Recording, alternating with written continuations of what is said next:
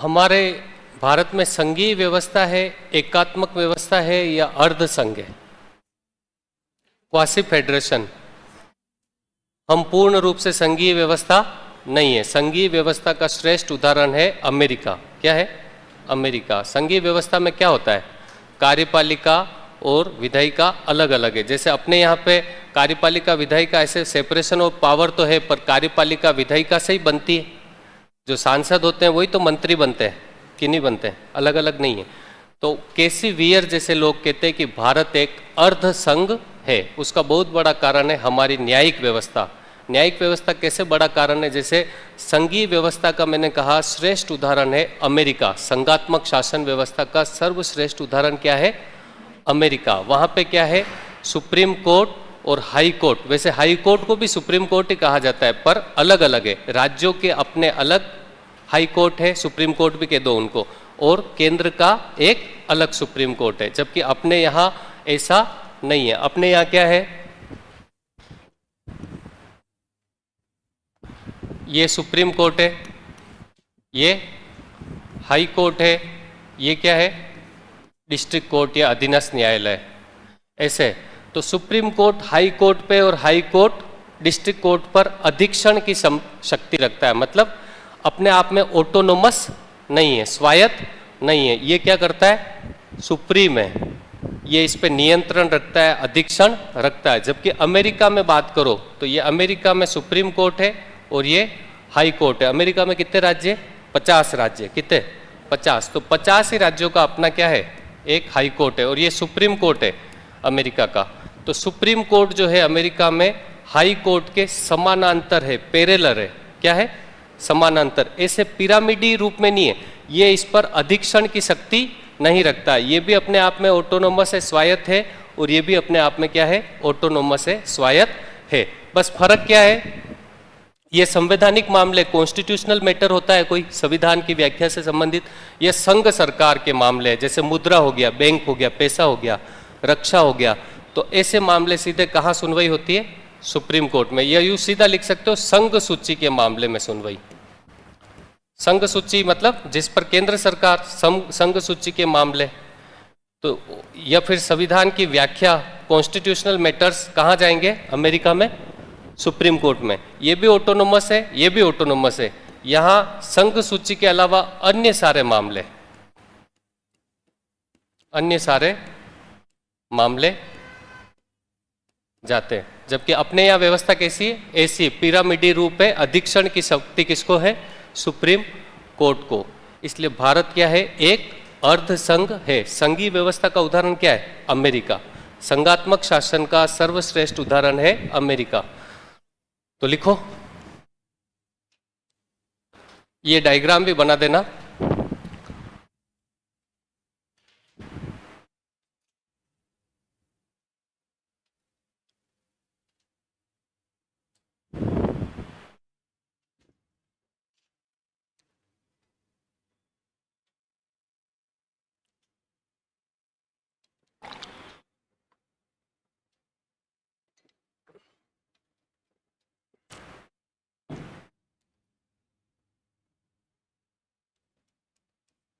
भारत एक अर्ध संघ है। न तो संघ है न एकात्मक है, अर्ध संघ है। ये कौन कहता है? केसी वियर। संविधान विशेषज्ञ केसी वियर ये कहते हैं कि भारत क्या है? अर्ध संघ है। उसका सबसे बड़ा कारण क्या है? भारत की न्यायिक व्यवस्था। भारत में एकीकृत न्याय व्यवस्था है, इंटीग्रेटेड है, पिरामिडी रूप में। एकीकृत है कि नहीं? पिरामिडी रूप में एकीकृत न्याय व्यवस्था। तो एक बार लिखो, भारत एक अर्ध संघ है।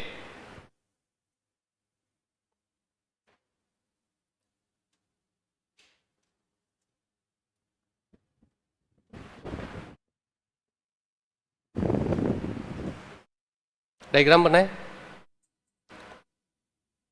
भारत एक अर्ध संघ है, केसी वियर। भारत में न्यायिक व्यवस्था, जुडिशियल सिस्टम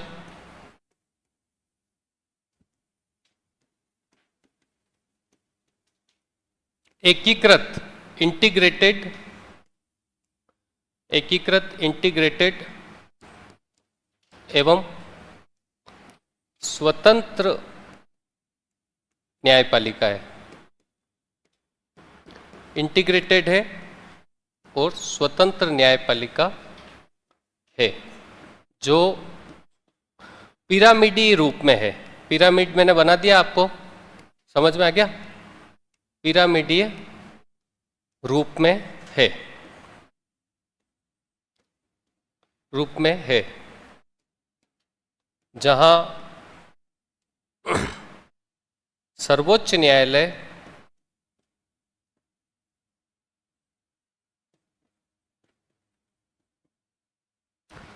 उसके शीर्ष पर है। सर्वोच्च न्यायालय कहाँ है? उसके शीर्ष पर है।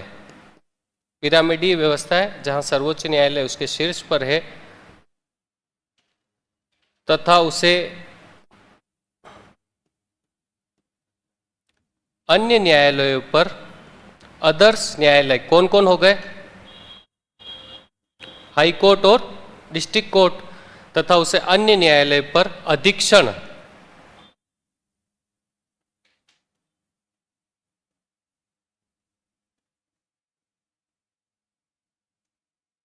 अधीक्षण की शक्ति प्राप्त है। अधीक्षण की शक्ति प्राप्त है।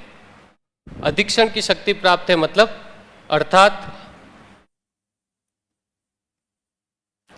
क्या है? हाई कोर्ट और डिस्ट्रिक्ट कोर्ट, उच्च न्यायालय और अधीनस्थ न्यायालय पूर्ण रूप से क्या नहीं है? स्वायत्त नहीं है, ऑटोनोमस नहीं है। उस पर नियंत्रण किसका है? सुप्रीम कोर्ट का। अर्थात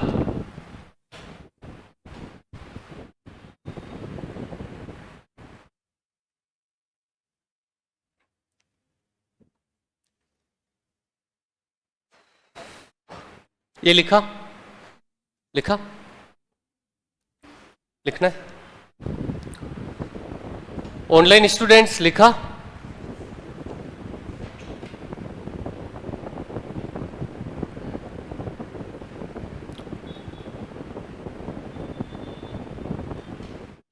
आंखें जल रही है यार, गर्मी 1 से 3 तो और हालत खराब है। सबसे बढ़िया मौसम है सर्दियों का। बढ़िया खाओ, बढ़िया ओढ़ो पैरो, कहीं भी पूरे अंदर आग लग रही हो। वैसे तो पंखा चल रहा है, आप लोगों के भी चल रहा है। अर्थात आगे बढ़े। अर्थात उच्च न्यायालय और अधीनस्थ न्यायालय क्या नहीं है? पूर्ण रूप से। अर्थात उच्च न्यायालय, हाई कोर्ट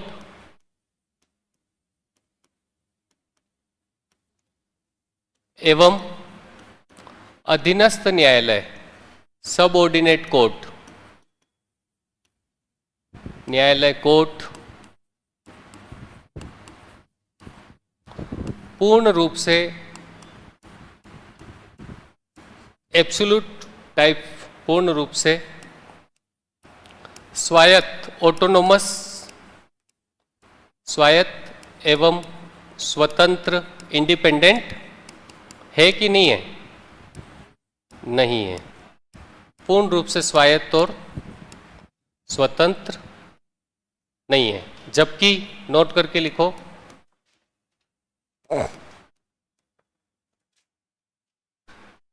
जबकि अमेरिका में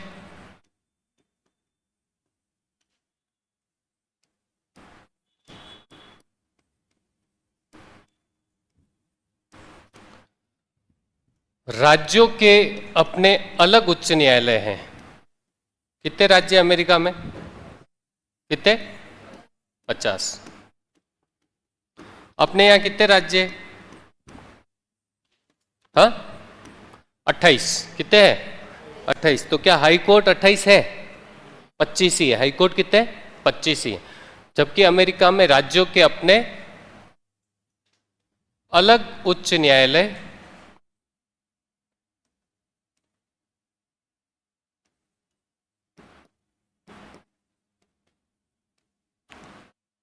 हैं 50 राज्य, 50 उच्च न्यायालय।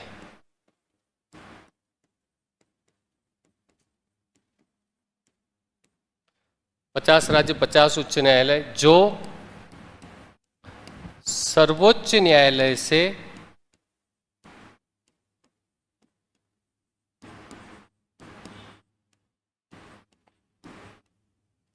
समानांतर है।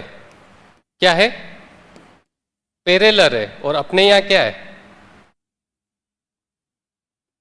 अपने यहां पिरामिडी रूप में अधीक्षण की शक्ति है। वहां पे क्या है? ये सर्वोच्च न्यायालय, ये हाई कोर्ट। तो क्या हो गया? एक दूसरे के पैरेलल है, समानांतर है, तथा पूर्ण रूप से क्या है? पूर्ण रूप से स्वायत्त, ऑटोनोमस एवं क्या है? स्वतंत्र है।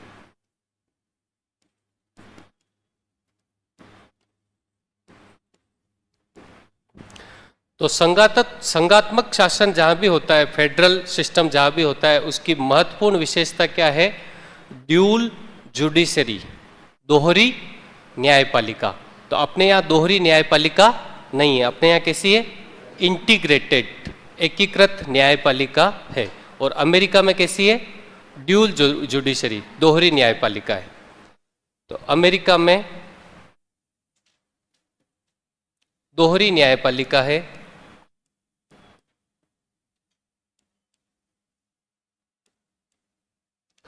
दोहरी न्यायपालिका, दोहरी न्यायपालिका, ड्यूल जुडिशरी। अमेरिका में ड्यूल जुडिशरी, दोहरी न्यायपालिका है।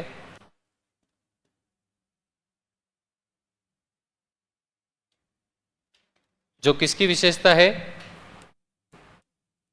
संघात्मक शासन, फेडरल सिस्टम।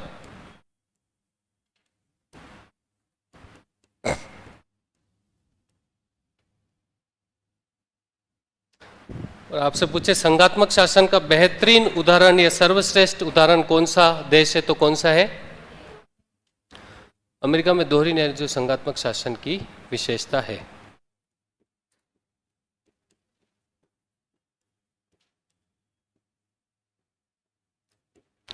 ये बात हो गई न्यायपालिका पढ़ने से पहले कि हमारी न्यायपालिका अमेरिका की न्यायपालिका से कैसे अलग है।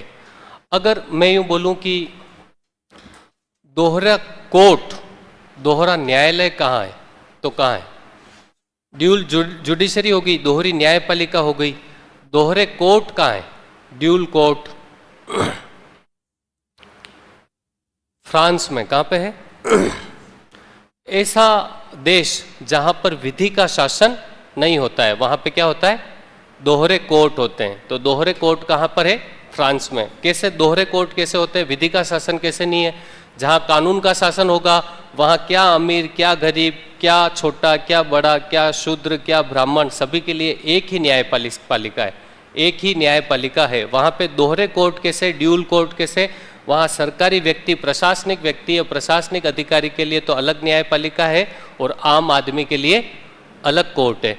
इसलिए ऐसी व्यवस्था, ड्यूल कोर्ट या दोहरी न्यायपालिका वाली व्यवस्था, दोहरे कोर्ट वाली व्यवस्था कहाँ पे, किस देश की शासन व्यवस्था है? फ्रांस की विशेषता है। कहाँ की है?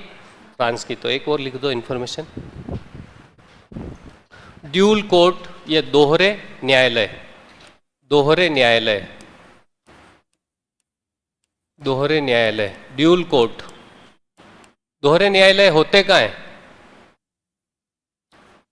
सबसे पहली बात, कहाँ पे होते हैं ड्यूल कोर्ट? जहां पर विधि का शासन होता है कि नहीं होता है? नहीं होता है। कानून का शासन नहीं होता है।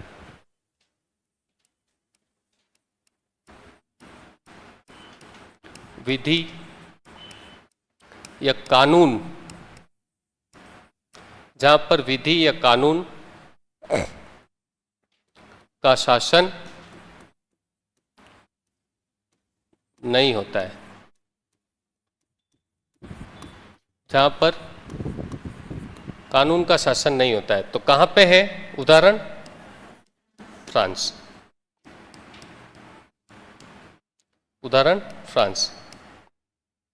क्या होता है यहां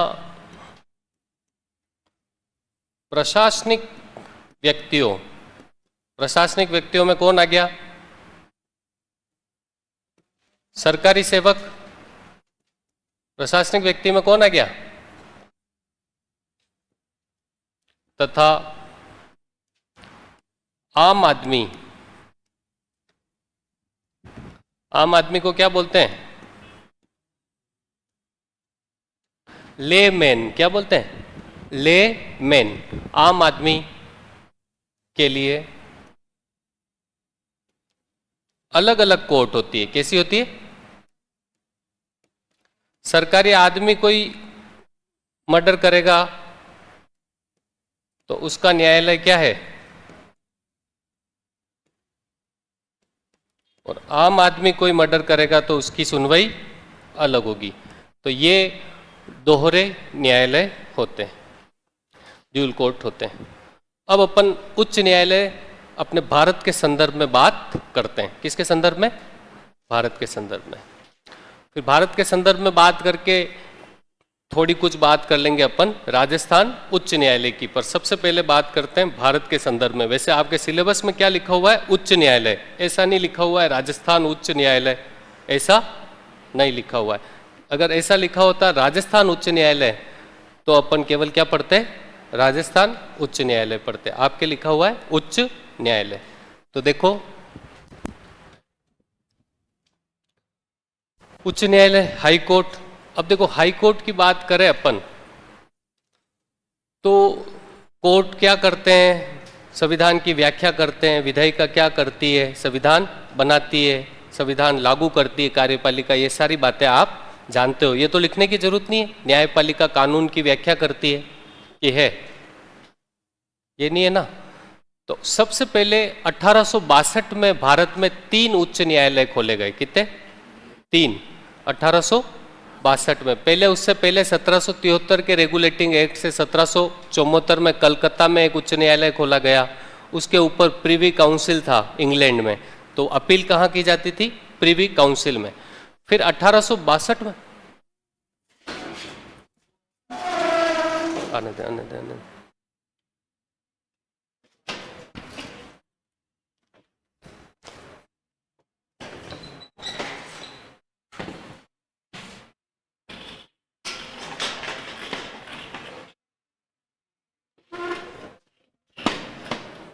क्या निकल गया? क्या टूट गई?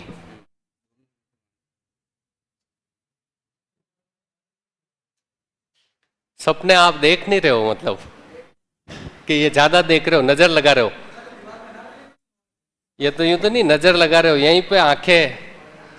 त्राटक क्रिया, एक त्राटक क्रिया होती है। त्राटक समझते हो? नहीं समझते हो? यम यम चितनोति प्राप्नोति तम तम। किसी फोटो को मैं निकाल लूं और फिर उस फोटो पे मैं क्रिया करूं, उसको कहते हैं त्राटक। उसी को बार बार उसी को क्या करो? चाहो। तो पूरी कायनात आपको उससे मिलाने की क्या करती है? जरूरत करती है। तो बस मैं किसी का फोटो तो ऐसा तो नहीं कि आपने इस पे त्राटक बार बार बापड़े को सपने सपने सपने, जो उसको गिरना ही था, फिर तो पेड़ सूख जाते हैं, इसकी क्या औकात है। तो टाइम 5-15 मिनट तो लेवे हैं यार आज। जो चलो 5 की नहीं, किसी की क्लास है क्या? नहीं है तो क्यों तुम यूं क्यों करते हो यार? मेरे यूं है कि आप कोर्स कराएं। केक काटो हुआ, चलो कल केक काट लेते। पढ़ा दूं? एक फ्रिज और लाओ यार, ये गल गया होगा बापड़ा। तो 1862 में कितने कोर्ट थे? देखो ये भारत है, कितना क्या है ये क्या है? कलकत्ता। ये क्या है? नक्शे में थोड़ा इधर ऊपर नीचे हूं तो यूं है, वो इंक्वायरी मत करना सर, कलकत्ता आपने गलत बता दिया। मैं पहले ही कह रहा हूं मैं इस मामले में क्या हूं, और सही बनाता तो मैं आपको पढ़ाता ही नहीं, गले पटकता ही नहीं। एक तो मैं डायग्राम बनाने में, एक ये नक्शे बनाने में कमजोर रहा, तभी मैं और आप दोनों मुखातिब हो रहे हैं। वरना एक दोस्त मेरा अभी 3 बजे आएगा मिलने, वो आते ही मेरे धोख लगेगा। नहीं हो तो आप वेट करना। ठीक है, तो वो तहसीलदार है, अभी एसडीएम भी बन जाएगा, पर हम कहीं न कहीं कमज़ोर रहे तो हम क्या है, हम गले पटक रहे और वो अपनी मंजिल पर चले गए। तो ये कलकत्ता हो गया, ये मुंबई हो गया, ये मद्रास हो गया।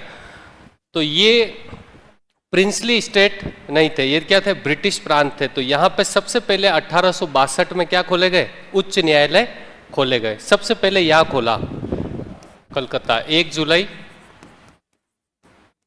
1862। अधिनियम था 1861 के अधिनियम के तहत 1862 में कलकत्ता, मुंबई और मद्रास 3 जगह क्या खोले गए, उच्च न्यायालय खोले गए। तो लिखो सन 1861 के अधिनियम से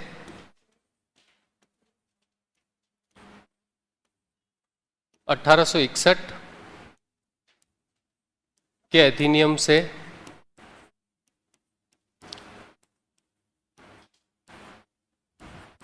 कब, सन 1862 में, 1862 में, 61 के अधिनियम से 1862 में 3 जगह, कितनी जगह, अपन उच्च न्यायालय ही पढ़ रहे हैं ना, उच्च न्यायालय खोले गए, उच्च न्यायालय इस्टेब्लिश किए गए, हाई कोर्ट, उच्च न्यायालय स्थापित किए गए, इस्टेब्लिश किए गए।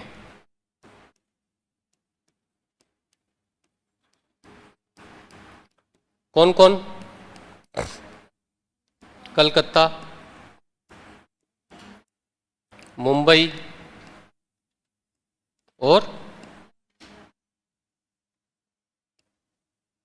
मद्रास। इन तीनों में भी पहला पूछते हैं तो कौन है, इसीलिए मैंने अलग से आपको लिखवा दिया, 1 जुलाई 1862। फिर ये अगस्त में खोल दिए गए दोनों ही। तो 1 जुलाई 1862 सबसे पहला इन तीनों में।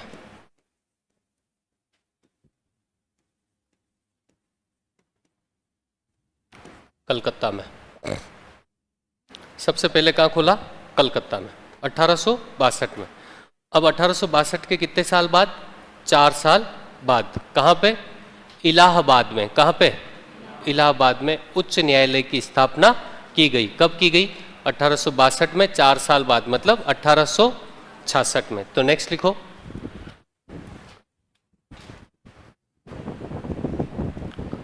ऑनलाइन स्टूडेंट्स लिखा,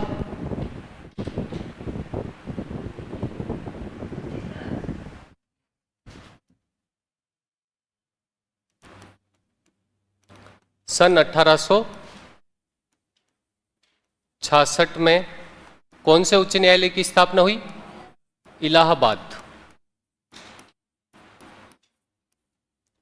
उच्च न्यायालय की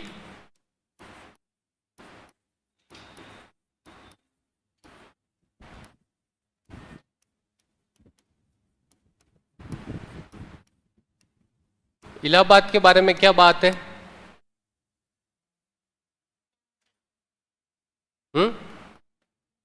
कब हुई, 1866 में। इसके बारे में क्या बात है, हाँ अमिताभ बच्चन ये भारत का सबसे बड़ा उच्च न्यायालय है, हाई कोर्ट है। कहाँ का, भारत का। राजस्थान में कितने न्यायाधीश है, 50। कितने हैं, 50। अभी 27 28 कुछ है, 27 है, 50 है। इन न्यायाधीशों की संख्या कौन निर्धारित करता है, संघ में अलग करता है, राज्यों में अलग करता है। ये क्वेश्चन भी पूछा जाता है। संख्या निर्धारित कौन करता है, जैसे उच्चतम न्यायालय में 1+7 थे, कितने थे, 1+7। संसद उच्चतम न्यायालय के न्यायाधीशों की संख्या निर्धारित करती है। वहां पे कौन करता है, संसद। और यहां पे कौन करता है, राष्ट्रपति। कौन करता है, राष्ट्रपति करता है। तो अपने यहाँ कितने हैं, 50 है। अपने यहाँ कितने, 50। और मैं बात कर रहा हूँ इलाहाबाद। इलाहाबाद भारत का सबसे बड़ा हाई कोर्ट है। तो यहाँ पे कितनी संख्या है, 160। कितने हैं, 160। अपन से 3 गुना प्लस 10, 50 50 50, 150 प्लस 10, 160। उसमें जज चीफ जस्टिस भी आ गया और अन्य भी आ गए। तो भारत का सबसे बड़ा उच्च न्यायालय, नोट करके लिखो या ऐसे ही लिखो, नोट करके लिखो, भारत का सबसे बड़ा, और आपको पता ही नहीं होता और आप भागते, तो कहां भागते आप, ऑप्शन आ जाए तो आप कहां फेंकते। यार जनसंख्या से अपन ने लोकसभा और सब जगह ही देखा, तो यहाँ भी जनसंख्या ज़्यादा है, ज़्यादा लोगों का निर्णय सुनाएगा तो कैसे सुनाएगा, जहाँ पॉपुलेशन ज़्यादा है। जैसलमेर में छितरी हुई जनसंख्या है तो वहाँ पे कोई चीज़ें हो ही नहीं सकती। कम जनसंख्या है वहाँ तो ज़्यादा खुलने से रहे, ज़्यादा संख्या होने से रही। तो अब भारत का सबसे बड़ा उच्च न्यायालय कौन सा है? इलाहाबाद।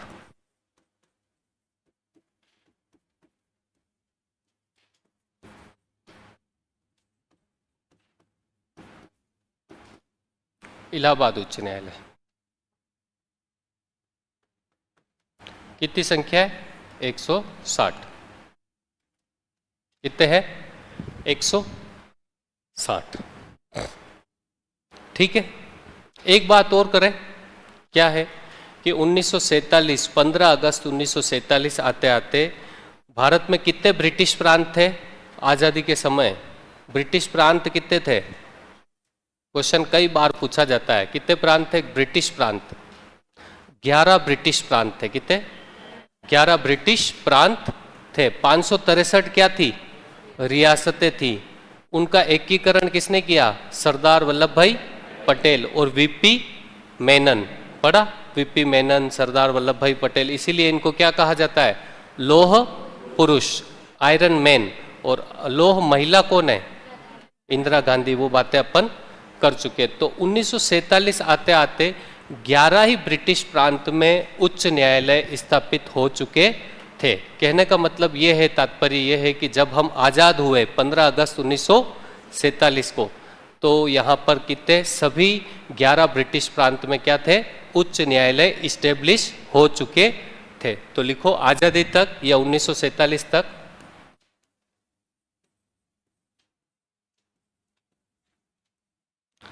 भारत के सभी ब्रिटिश प्रांतों, मतलब एक चीज और आपके दिमाग में क्लियर होनी चाहिए कि उस समय ब्रिटिश प्रांत कितने थे? 11।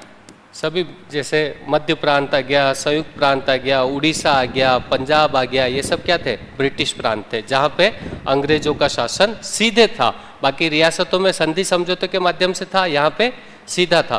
तो 11 ब्रिटिश प्रांतों में 1947 तक 11 ब्रिटिश प्रांतों में क्या हो गया था? उच्च न्यायालय स्थापित, हाई कोर्ट,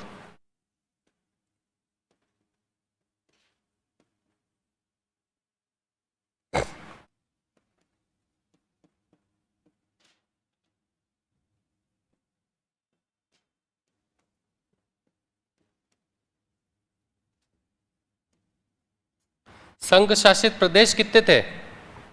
यूनियन टेरिटरी अभी कितनी है? यूटी कितनी है? 8। उस समय कितनी थी? 4। कितनी थी? 4। कौन कौन सी? ए, बी, सी, डी। अजमेर मेरवाड़ा, बी से बलूचिस्तान, सी से कर्नाटक कुर्ग और डी से दिल्ली। 4 केंद्र शासित प्रदेश थे। कितने थे? 4। लिख लो भली, अलग नोट करके बॉक्स बना के लिखना। इसका यहाँ से कोई लेना देना नहीं है, पर बात कर रहे हैं तो क्वेश्चन तो ऐसे पुटअप होते ही। जब आपको 11 ब्रिटिश प्रांत नहीं पता है तो 4 केंद्र शासित प्रदेश भी नहीं पता है, 563 रियासतें भी नहीं पता है, कुछ बच्चों को ही पता है, फिर क्या मतलब? तो 4 क्या थे? नोट करके अलग से लिखना है ना, बक्सा बॉक्स बना देना। 4 क्या थे? यूटी थे, केंद्र शासित प्रदेश थे। 4 केंद्र शासित प्रदेश, 4 यूटी। अभी कितनी है? 8। ए से अजमेर मेरवाड़ा, बी से बलूचिस्तान, अभी बलूचिस्तान कहाँ है? पाकिस्तान में, मैं बात कर चुका हूँ। सी से कुर्ग कर्नाटक, अभी कहाँ है? कर्नाटक में, कुर्ग। सी से कुर्ग कर्नाटक और डी से देश की राजधानी दिल्ली, याद रह जाएगा। ABCD कितने थे? 4 केंद्र शासित प्रदेश थे। ठीक है, अब अपन बात करते हैं आर्टिकल वाइज। अनुच्छेद 214 में क्या लिखा है, 215 में क्या लिखा है। अब देखो उच्च न्यायालय कहाँ है? भाग 6 में, भाग 6। हाई कोर्ट कहाँ है? भाग 6 में। भाग 5 में क्या पढ़ा? संघ सरकार। भाग 5 में क्या पढ़ा? संघ सरकार। भाग 6 में राज्य सरकार। राज्य सरकार में सबसे पहले क्या पढ़ी? कार्यपालिका। फिर क्या पढ़ी? विधायिका। विधायिका कब से कहां तक पढ़ी? 152 से लेकर 167 तक क्या पढ़ा? कार्यपालिका। 168 से लेकर 213 तक विधायिका। 214 से लेकर 231 तक न्यायपालिका, हाई कोर्ट। तो अनुच्छेद कौन सा है? सारे अपन ने कुछ छोड़ा ही नहीं है। फिर भी आप देख नहीं रहे हो, खाली मुझे देखते हो, मुझे भी नफरत भरी निगाहों से देखते हो। प्यार भरी निगाहों से देखो कि यार सर ठीक पढ़ा रहे तो समझ में आए। पता नहीं तुम किस पूर्वाग्रह से ग्रस्त हो, या पता नहीं क्या टारगेट है आप लोगों का। डर लगने लगा है आजकल मुझे। कोई चाल तो नहीं है? तो सारे पूर्वाग्रह को क्या करो, उसे कुछ होना ही नहीं है वैसे ही। 214 से लेकर 231 तक, अनुच्छेद 214 से लेकर 231 तक क्या है? उच्च न्यायालय। और इसके आगे क्या है? अधीनस्थ न्यायालय, जो अपने सिलेबस में है या नहीं? नहीं है। फिर भी यहां से जो क्वेश्चन बनते हैं मैं डिस्कस करूंगा आपसे। उच्च न्यायालय, अनुच्छेद 214 में क्या लिखा है? ये तो कर ले, एक कर दे। 214 में क्या लिखा है?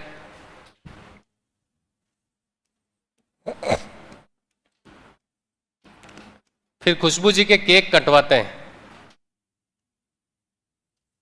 214 में क्या लिखा है? प्रत्येक राज्य का एक उच्च न्यायालय होगा। प्रत्येक राज्य का होगा। तो 28 राज्य, क्या 28 राज्यों का उच्च न्यायालय है क्या? फिर बाद में 7वां संविधान संशोधन किया 1956 में, और लिखा कि एक या एक से अधिक राज्य या यूटी के लिए एक उच्च न्यायालय हो सकता है, अनुच्छेद 231। फिर 214 का 241 है, 241, वो क्या कहता है? संसद चाहे तो यूटी के लिए, केंद्र शासित प्रदेश के लिए अलग से उच्च न्यायालय स्थापित कर सकती है, इस्टेब्लिश कर सकती है। कौन? संसद। संसद चाहे तो। और यही 7वें संशोधन में भी क्या लिखा? संसद चाहे तो एक या एक से अधिक राज्यों और यूटी के लिए क्या कर सकती है? उच्च न्यायालय स्थापित कर सकती है। और 214 क्या कह रहा है? प्रत्येक राज्य के लिए क्या होगा? एक उच्च न्यायालय होगा। तो 28 राज्य, 28 है ही नहीं अभी कितने हैं? 25।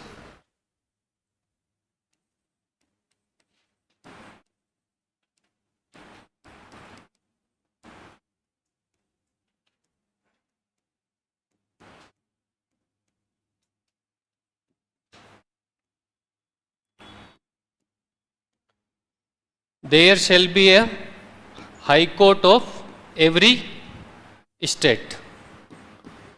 कोई है इंग्लिश मीडियम की? नहीं है? है कोई? There shall be a high court of every state। यही है सर, इसका मतलब यही है प्रत्येक राज्य के लिए। कहीं मुझे नहीं आए तो आप बता देना। मैं भी हिंदी मीडियम का हूँ, आप लोगों के लिए संघर्ष करता हूँ। अब बुढ़ापे में कर रहा हूँ वो भी। There shall be a high court of every state। प्रत्येक राज्य के लिए क्या होगा? एक उच्च न्यायालय होगा। ये कहाँ लिखा है? एक उच्च न्यायालय होगा। भारत का एक राष्ट्रपति होगा, कहाँ लिखा है? अनुच्छेद 52 में।